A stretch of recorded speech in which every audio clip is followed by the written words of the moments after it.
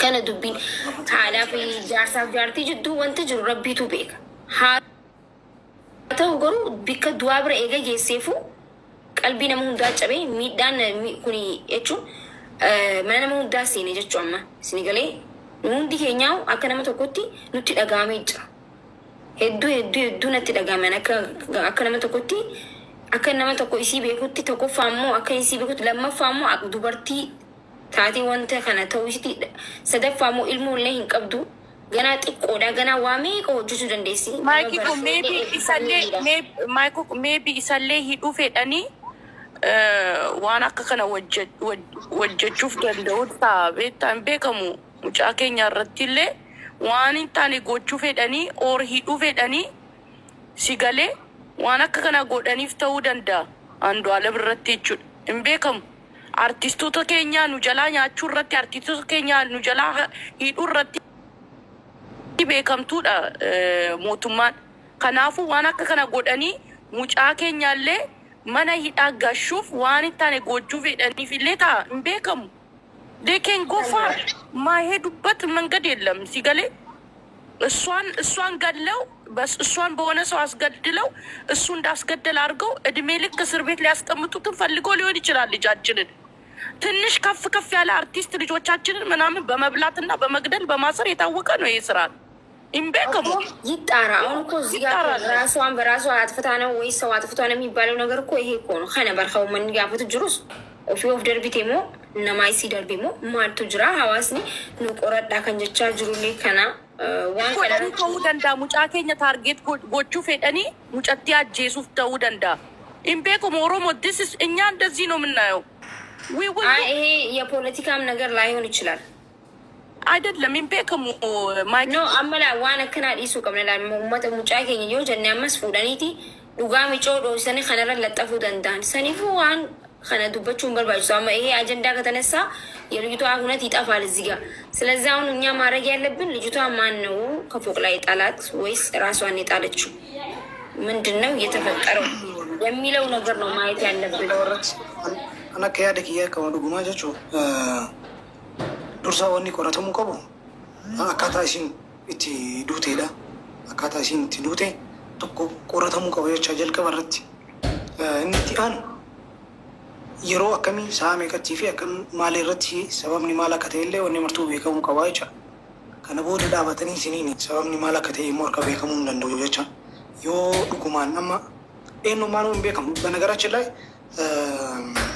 Taaju Shurrubbee artist Taaju Shurrubbee namni beekni hin jiru akkamitti akka uumamee fi maaltu akka uumame illee san booda eegas addaan bahamee wanni martuu sooshaal miidiyaa kanarra baay'ee deddeemaa ture. Even gara seeratti illee dhiyaatee wanni akkasii adeemaa ture jecha. Amma ammatti kun ammutu wanni kun ammallee deebiitiin hin uumamee jira. Akkamitti akka uumame maalirraa akka uumame eessaa akka ka'ee fi nurraa akka ka'e wanni martu beekamuu qabaa jechuudha. Kiliirii ta'uu qaba. Eega kiliir ta'e booda jechuu waan kanatti irratti haasa'uu dandeenya. Maybe jennee yoo ka haasa'u yoo immoo xiqqoo faataadha maraafuu haxaarraamuu namni martu nama tokko. Kaameraallee jira ta'uu danda'a. Kaameraan jiru mana sana beektaa? Namni gaafa galuuf gaafa ba'u እኮ ካሜራን ድርቀማ ጅራቹ ቀባች ሲገሌ ኤኙቱ ጀልቀበ ገሌ ኤኙቱ ዱመረቲ በኤ ሲገሌ ማነሰነ ኬስ ወደ ግቢ ሲገባ የነበረው ማን ነው መጀመሪያ ማን ነው የወጣ ከነው እንዳል አለሙ ቀባ ያ ካሜራ ላይ ነው ማን አንዱ አለም ካሜራን እንጅሩ ታናን this is ከምብራዳ ሲገሌ ኢላለሙ ቀባዋን እንደሳ ያውን ባዛሩና ማገዲሽ ይሰዱ ጋረቢ በስማ ኢትዮጵያ ከሰጥቲ ቆምቤ ከሞቤታ ኢልሚ ነማ ኩን አገምታ ከካሜራ ማናቀባ የምቱ ማናቀባ ዝራቱ ማን አርቲስቶኒ ኦሮሞ ደሞ አርቲስቶኒ ኦሮሞ ካሜራ ማልቀበ ምስኪን አበር አርቲስቶኒ ኦሮሞ አርቲስቶታ ሀበሻት ከመኪና አጃይባ ከን ኦፍ አርቲስታ ሀበሻት ከማን አጃይባ ከን ኬስ ዝራቱ አርቲስቲኒ ኦሮሞ ማልቀበ ማንቀበኒ በር ምስኪኖ ጋኬት ይሳለ ሚኖት ኒ ማንቀበኒ ጋኬት አልጎነሪ ጉበኒ በረን እና በጣም ይተውላይ በቃ ና አመኑ ደደብኝ ቤት አግዜን አልኩ Osuman deemu poosti takka argee.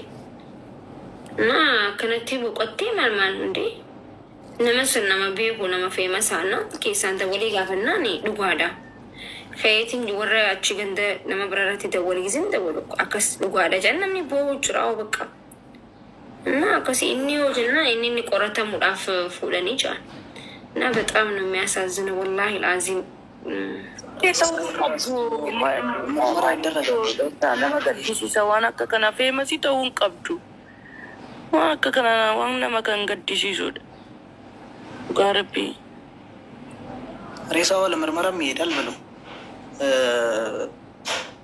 ፕላስ ደግሞ rakkoon baramu wanti nu aarsu ni beektaa wanti nama aarsu baay'ee wanti nama aarsu maaltu jira suudii wanti nama aarsu Itoophiyaa keessatti haquma bo'uun arkitu bara amma namni hundi akka tasfaa mure aaree maal jiru bakka haquma namaa akka bo'u arkitanii mee nagarree baraan takkallee. Dhiyoo mata namaa soora mafaayyuu sooraadhaan maqaan isaa eenyuun mucaa komeediyaanii Oromoo san isa fa'aa meelaal mucaa qacalee akkasiisan fa'aa eenyu akka ajjeesee fi akkamitti akka ajjeefame hin beekamu ammallee bakka artistoota Oromoo hedduutu jira warra akka maali uteelli sun barii ambar iyyinee dadhabnee barbuuyeessa. Bakka paablik ta'etti sanuu meelaali nama dhibaa maayikii ko kana dura mucaa kana irratti dhaggeeffadha amma dura wantu jiru dhiifa manaa godhaa dubbiin teessanii soora irratti hedduu hojjenne. Istiil guyyaa san hoteelliin cufamne waan ajaa'iba isinitti ta'u jechuun nama qeerroo achitti erginee gaafanne jechuun qeerroo meeqa ergisiisne hoteelli mucaan itti ajjeefamellee hojjetaa ture jechuun yoon kijibee sobdee jaawarri finfinnee achi biyya san jirtanii hoteelli yaalaalaame hoteelli tokko bari biyya nama biyya gudguddoo yoo ta'e biyyuma fedhettu hoteelli namni tokko itti ajjeefame bari guyyaa takkaaf osoo hin ta'in baatii takkaaf cufamaa bara hanqa reefki sun qoratamutti guyyaa mucaan du'e hoteelli dalaga hoteelli banamee hojjetamaa jira bakka umaa ittiin fakkaanne umaa bakka hoteelli hojjetaa jira lubbuun namaa hoteela keessatti yoo dhabamte biyya fedhettu Ameerikaas fudhadhu biyyoota xixiqqoos fudhadhu biyyuma fedhettu lubbuun namaa hoteela san keessa bannaan hoteelli sun hin cufama jechuudha hanqa reefki sun qoratamee maal akka ta'e hubatamutti hoteelli hojii hin dhaaba garuu guyyaa sana hoteelli hojjetaa ture jechuudha. Kun tuffiidha jechuudha akkana akkara tokkotti yoo fudhanne. So kana faalaalti dhugaan nama tokko hin baay'ee ittiin ulfaata sigalee yoo kana irratti hojjenne malee. Yoo sirriitti dhiiga Oromoo biyya sana keessa tuffii edatee tureera. Dhiiga Oromoo koo dhiigallee isaaniif itti fakkaatu tureera. Jamiilaa baga nagaa dhufte. Akishaa baga nagaa noo eda akkam nagaa qabdan hundi keessanuu. Nagaa fayyaa. Nama jibbisiisa baakishin jireenyi akkana yoo ta'e jiraachuu iyyuu barbaachisoo gaa. Ati finfinnee jirta meessa jirta silaa? Amma deebaa jira. Karaachii deemee waan jiru nu himtaa? Ijoollee bilbilaa ture achi jira. Masii walii wal argitanii? Poost gootee ture. Masaratillee hin jirtu. Masaratillee biyya hin jirtu bira hin jirtu. Bira hin jirtu biyya hin jirtu. Isinillee. Jechuun fagoo jirti kiiloomeetira fagoo jirti biyya hin jirtu finfinnee. Kan beektanii ganamaan bar ganama ajaa'iba si fakkaata ganamaan kaleessa bar hadha lidatiisiiti kaleessa istiidiyoo dhayxee kaameeraa hojjetatte wanno hojjetattee kaameeraadhaaf nagahaan innillee achi ture jedhanii baatee jedhan naga'umaan maalumatu tuqe jedhamee nama kana bannaatishin. Auzubillahi hin beeku kaani kan akkamitti garaa jabaattee akkasitti uf darbitee itti yaadda. Amma reeffa kana Shaashamannee geessuuf maatii bira isaan fuudhaniitiin reeffa geessuuf ijoolleen fuutee karaa Minilikatti deemaarti reeffi Minilik jira achirraa geessuuf. Qoratamu reefki? Qoratamee jira amma qoratamee agaa wuxxeetiin amma wannoon jenne fuudhanii reeffa geessuuf maatiin reeffa nuu kennaa jedhanii xiqqoo ciqitti ture maatiin reeffa fudhachuuf. Angkamitti qoratan? Ajaa'iba bara. Minilik akkasuma gaa benne maaliif taana maali koomee haadhiis numee dubbi akkam benne maaliif taana kan beekamu hiikan bakka Oromoo. Nama dhibaa jechuun haalaan gaafa Hacaaluu Hundeessaatillee jechuun ani bara wanti Oromoo kun garaa na guba isinii galee maaliif akka ta'e hin beeku dhiistullee nama dhiistu isinii galee Bakka duuti akka maleetuun akkamitti namni tokko akkasuma kutee waan tokko osoo hin beekin faayiduun wallahi hiikabdaal bichaa ni ulfaata.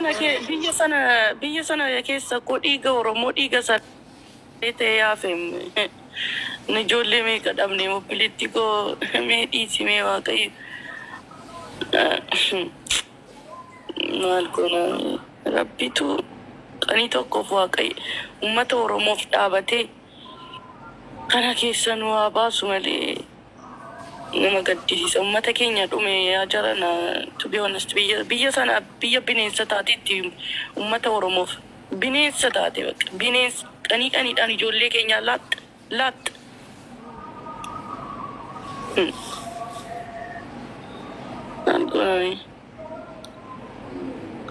gisee hundaa hin boonya yoon boo'ichallee nu dadhabne boo'ullee.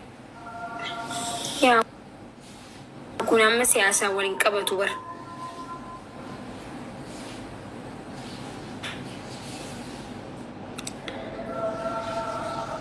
Amma mucattiin kun mucaa ofii ishee kan balleessu miti. Amtaalin yodachuuf.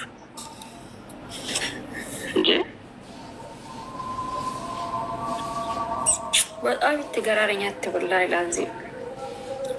Kun amma dubbiin siyaasaati miti waan siyaasaa wal qabatus miti. Warri siyaasaa godhuu barbaadanii yoo jiraatan siyaasaa miti poolitikaa አይደለም.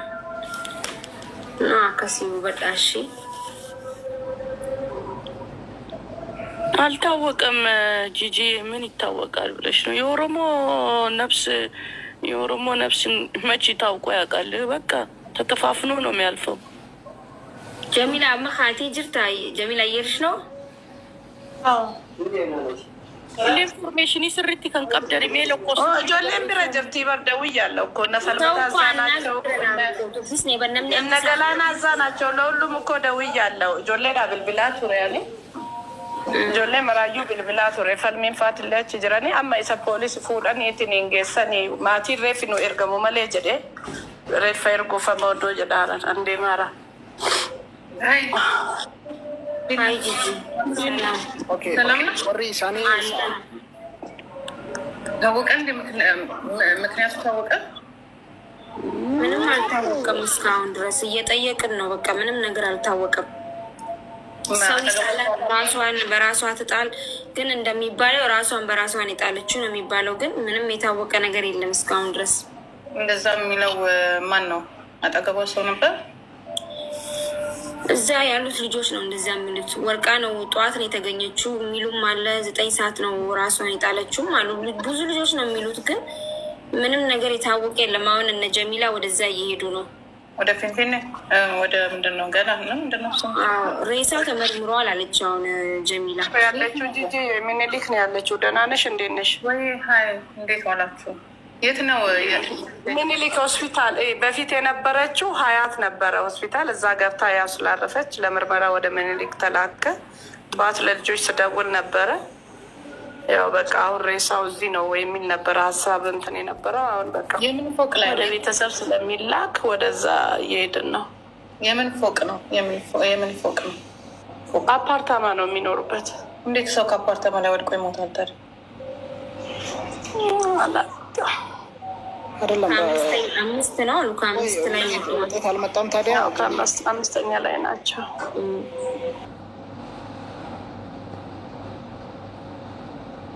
ውጤት አልመጣም።